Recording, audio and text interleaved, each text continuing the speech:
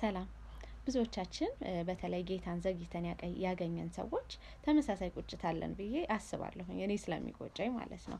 ምን አለ ጌታን ቀደም ብዬ ባገኘሁት ኖሮ 11 12ኛ ክፍል ወይ በቃ ይሄ ኤርሊ ኤጅ ላይ ከዚህ እድሜ በፊት ባገኘሁት ኖሮ ባገኘኝ ኖሮ ላለሁኝ።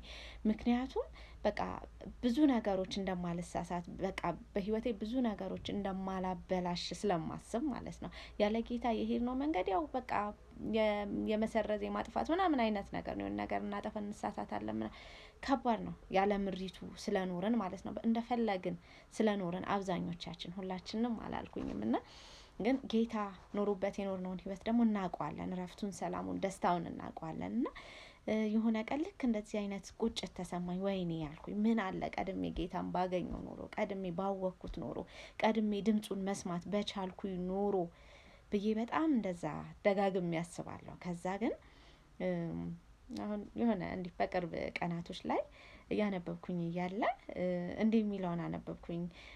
አላዛር ታሞ ማርታና ማርያም የምትወደው በቃ ታሟል፣ በጣም በጸና ታሟል፣ ቶሎ ድረስ ብለው የነገሩት ሰዓት ላይ ኢየሱስ ክርስቶስ አላዛር ታሞ ዘግይቶ ከደቀ መዛሙርቶቹ ጋር ኑ እንሂድ፣ አላዛርን ልቀሰቅሰው ነው፣ ኑ እንሂድ ምናምን ብሎ ይጠራቸዋል ማለት ነው። ከዛ ተኝቷል፣ ልቀሰቅሰው ነው ኑ እንሂድ ሲላቸው ከዛ እነሱ ሊትራሊ እንቅልፍ እንደተኛ አሰቡ።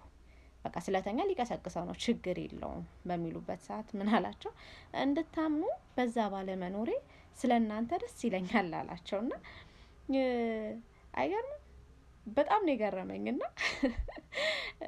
ለኛም አንዳንድ ነገሮች እንድናምን በቃ እንድናምን ጌታ አሁን አላዛር ጌታ እዛ ቢኖር ኖሮ አላዛር የታመመበት ሰዓት ላይ እዛ ቢኖርና ቢያስነሳው ኖሮ ሞቷል ብለው አያምኑም ነበረ። በቃ ተኝቶ ነበር ቀሰቀሰው ነው የሚሉት።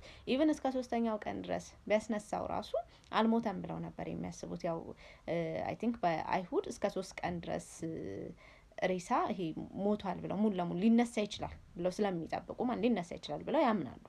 4ኛ ቀን ላይ ግን ሁሉ ነገር ያበቃበት ሰዓት ነው። በቃ 4ኛ ቀን ላይ ሁሉ ነገር አብቅቷል ብለው ስለሚጨርሱ ማለት ነው። እና እንዲያምኑ በቃ ለነሱ ለእምነታቸው እንዳስነሳው ማስነሳትም እንደሚችል በቃ ሁሉን እንደሚችል ያምኑ ዘንድ በዛ ባለመኖሩ ስለነሱ ደስተኛ እንደሆነ ነገራቸው ማለት ነው። እና ለኛም ልክ እንደዛ ነው። ወይኔ ብስኖር ኖሮ እኮ ይሄ ነገር አይበላሽም ነበር። እንደዛ አይደለም ማርታና ማርያም ያሉት? ጌታ ሆይ አንተ በዚህ ኖረክ ቢሆን ኖሮ ወንድማችን ባልሞተ ነበር አይደል ያሉት? ይሄ እሱ ባልኖረበት ሰዓት የተበላሸውን ነገር እሱ ሲመጣ ማስተካከል እንደሚችል እናምን ዘንድ እናይ ዘንድ ሁሉን ቻይ እንደሆነ እናውቅ ዘንድ ሊሆን ይችላል አንዳንድ ነገሮች እና ኢትስ ኦኬ። እሱ ባልኖረበት ዘመን የተበላሹ ነገሮች እሱ ባለበት ዘመን አብዛኛው ነገር ይካሳል፣ ይስተካከላል። ይሄ ወይኔ የምንላቸውን በቃ ይሄ ለቅሶሽን እንዳለፈ ውሃ ትረሺዋለሽ አይደለ? እንረሳዋለን ብዙ ነገሩን ማለት ነው። የሚያስረሳ ጌታ ነው ያለን እና ያው ለራሴ በጣም ስላስደነቀኝ ደስ ስላለኝ ሼር ላድርጋችሁ ብዬ ነው። ተባረኩ።